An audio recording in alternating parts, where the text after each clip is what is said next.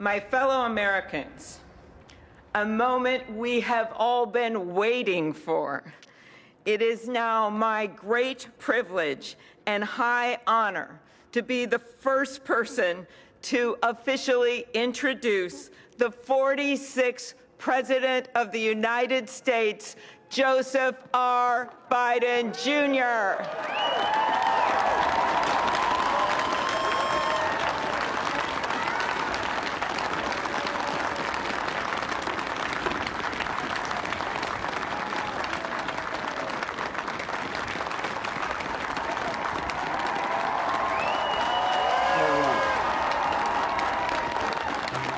Chief Justice Roberts, Vice President Harris, Speaker Pelosi, Leader Schumer, Leader McConnell, Vice President Pence, and my distinguished guests, my fellow Americans. This is America's day. This is democracy's day, a day of history and hope, of renewal and resolve. Through a crucible for the ages, America has been tested anew, and America has risen to the challenge. Today, we celebrate the triumph not of a candidate, but of a cause, the cause of democracy. The people, the will of the people has been heard, and the will of the people has been heeded. We've learned again that democracy is precious. Democracy is fragile. And at this hour, my friends, democracy has prevailed. So now, on this hallowed ground where just a few days ago, violence sought to shake the Capitol's very foundation, we come together as one nation, under God, indivisible, to carry out the peaceful transfer of power as we have for more than 2 centuries. As we look ahead in our uniquely American way, restless, bold, optimistic, and set our sights on the nation we know we can be and we must be. I thank my predecessors of both parties for their presence here today. I thank them from the bottom of my heart. And I know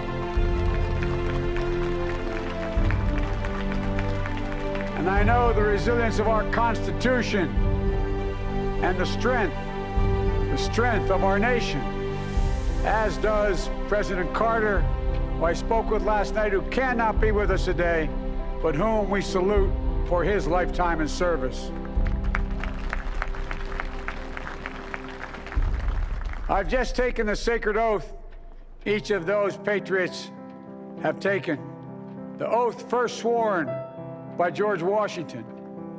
But the American story depends not on any one of us, not on some of us, but on all of us, on we the people who seek a more perfect union. This is a great nation. We are good people. And over the centuries, through storm and strife, in peace and in war, we've come so far.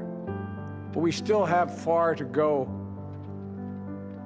We'll press forward with speed and urgency, for we have much to do in this winter of peril and significant possibilities. Much to repair, much to restore, much to heal, much to build, and much to gain. Few people in our nation's history have been more challenged or found a time more challenging or difficult than the time we're in now. Once-in-a-century virus that silently stalks the country has taken as many lives in 1 year as America lost in all of World War II. Millions of jobs have been lost. Hundreds of thousands of businesses closed. A cry for racial justice, some 400 years in the making, moves us. The dream of justice for all will be deferred no longer. A cry for survival comes from the planet itself. A cry that can't be any more desperate or any more clear. And now, a rise of political extremism, white supremacy, domestic terrorism, that we must confront and we will defeat. To overcome these challenges, to restore the soul and secure the future of America, requires so much more than words.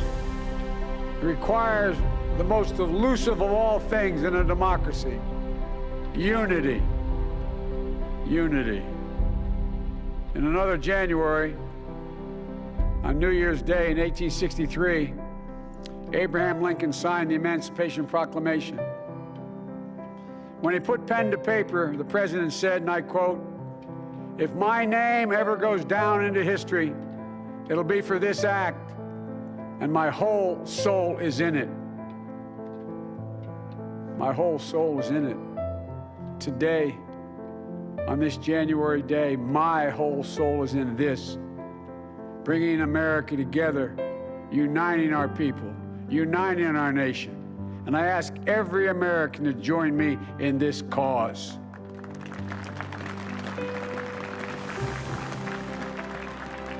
Uniting to fight the foes we face: anger, resentment and hatred, extremism, lawlessness, violence, disease, joblessness, and hopelessness.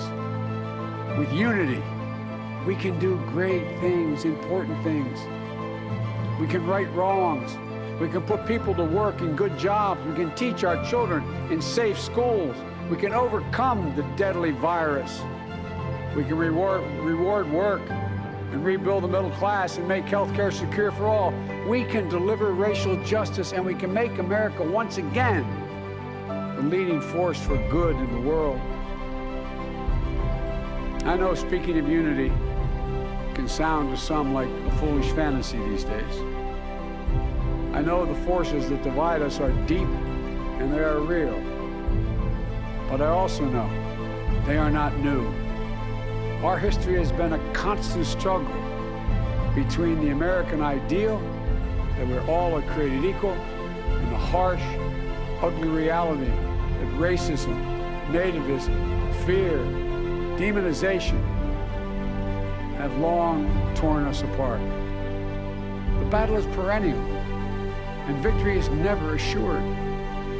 Through Civil War, the Great Depression, World War, 9/11, through struggle, sacrifice, and setbacks, our better angels have always prevailed.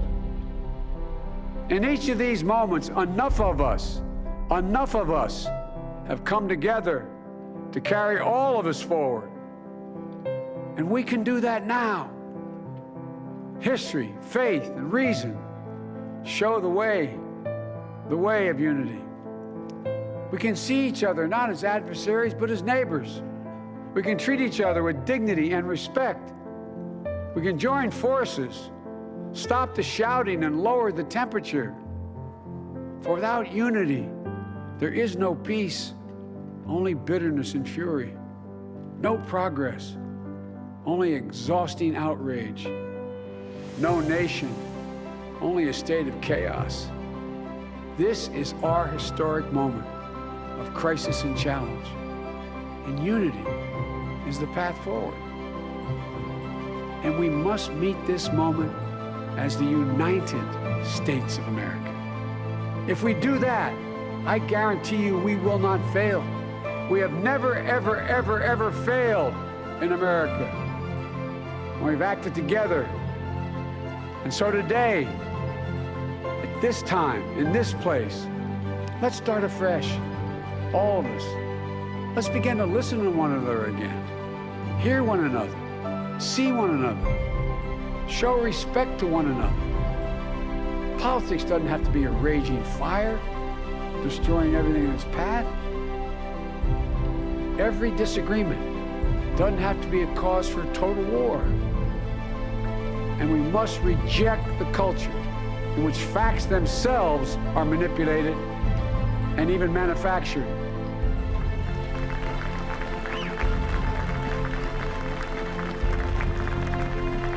My fellow Americans, we have to be different than this. America has to be better than this. And I believe America is so much better than this. Just look around.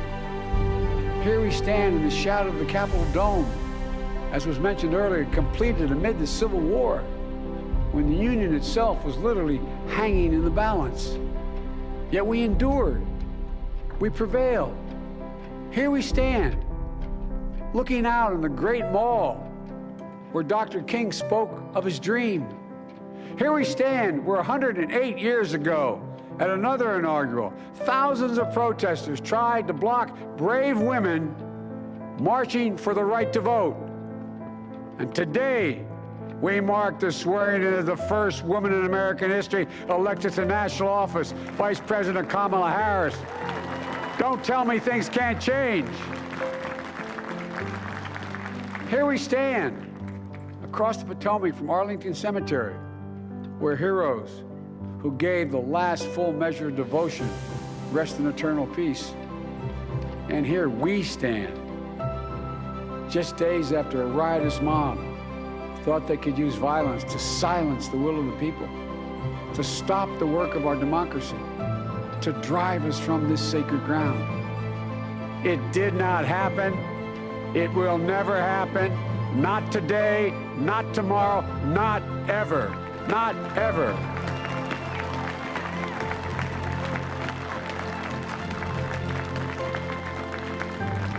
To all those who supported our campaign, I'm humbled by the faith you've placed in us.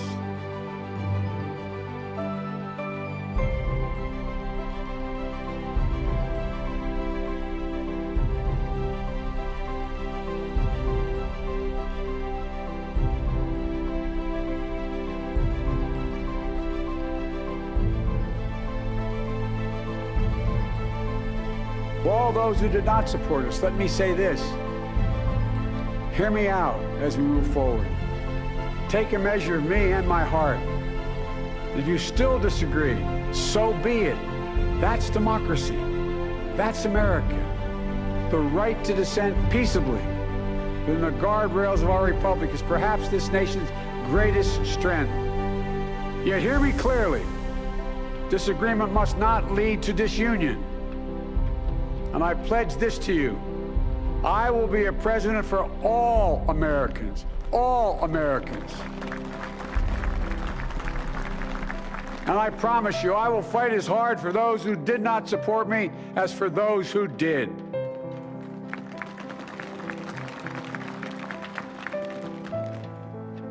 Many centuries ago, St. Augustine, a saint of my church, wrote that a people was a multitude defined by the common objects of their love.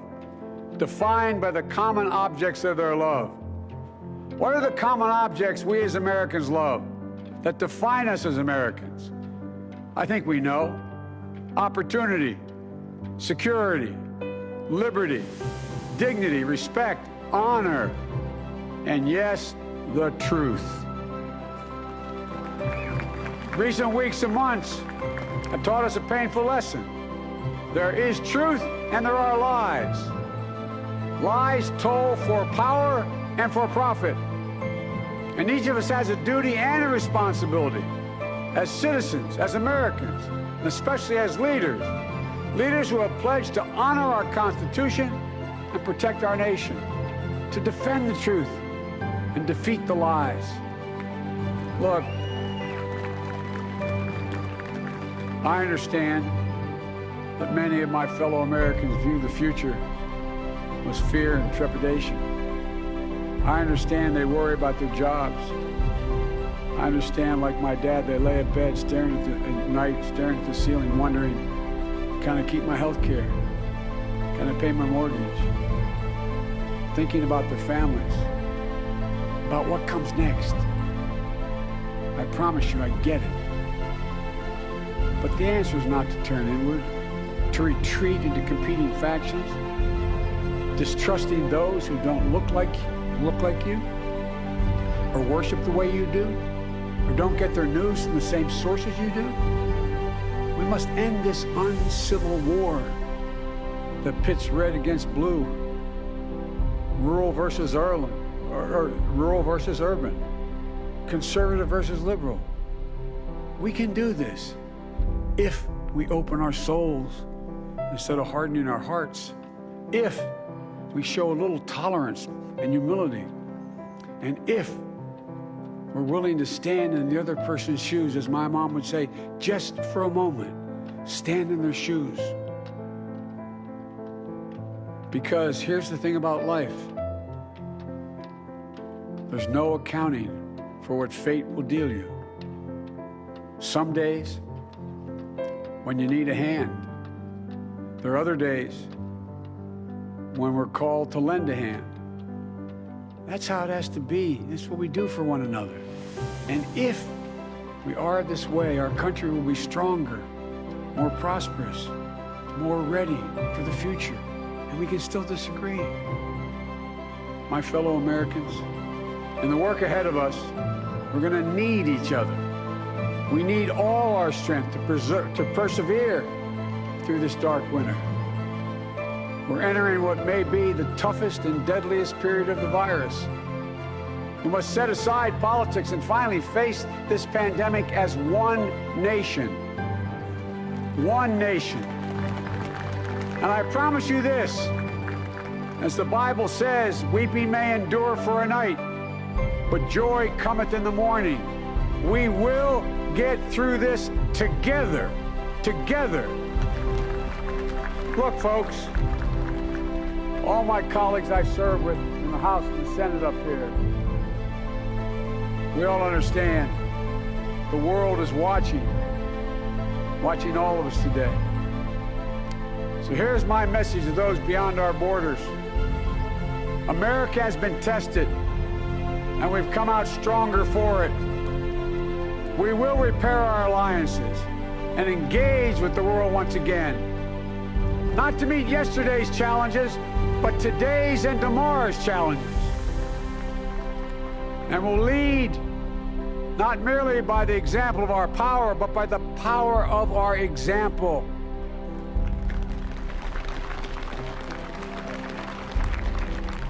We'll be a strong and trusted partner for peace, progress, and security.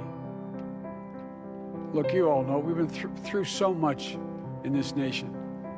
And in my first act as president, I'd like to ask you to join me in a moment of silent prayer. Remember all those who we lost in this past year to the pandemic. Those 400,000 fellow Americans, moms, dads, husbands, wives, sons, daughters, friends, neighbors, and co-workers. We'll honor them by becoming the people and the nation we know we can and should be. So I ask you, let's say a silent prayer for those who've lost their lives and those left behind, and for our country.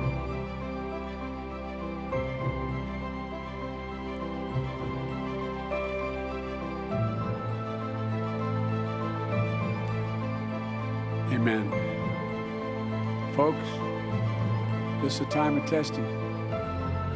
We face an attack on our democracy and on truth, a raging virus, growing inequity, a sting of systemic racism, a climate in crisis, America's role in the world.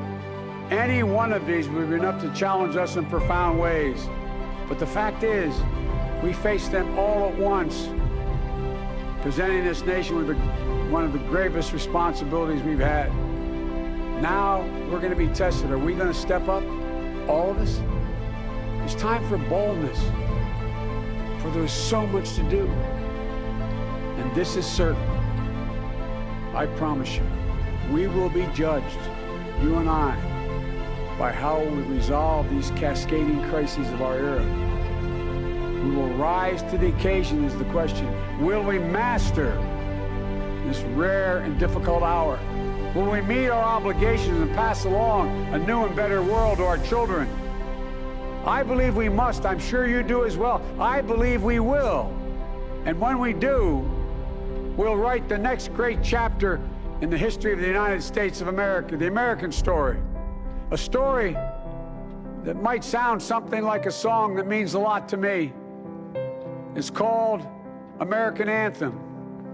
There's one verse that stands out, at least for me, and it goes like this. The work and prayers of century have brought us to this day. What shall be our legacy? What will our children say? Let me know in my heart when my days are through, America, America, I gave my best to you. Let's us add our own work and prayers to the unfolding story of our great nation. If we do this, then when our days are through, our children and our children's children will say of us, they gave their best, they did their duty, they healed a broken land. My fellow Americans, I close the day where I began, with a sacred oath. Before God and all of you, I give you my word. I will always level with you. I will defend the Constitution. I'll defend our democracy. I'll defend America. And will give all of you, keep everything I do in your service, thinking not of power, but of possibilities, not of personal interest, but the public good. And together, we shall write an American story of hope, not fear, of unity, not division, of light, not darkness, a story of decency and dignity, love and healing, greatness and goodness. May this be the story that guides us, the story that inspires us, and the story that tells ages yet to come that we answered the call of history. We met the moment. Democracy and hope, truth and justice did not die on our watch but thrived. That America secured liberty at home and stood once again as a beacon to the world. That is what we owe our forebears, one another, and generation to follow. So, with purpose and resolve, we turn to those tasks of our time, sustained by faith, driven by conviction, and devoted to one another and the country we love with all our hearts. May God bless America, and may God protect our troops. Thank you, America.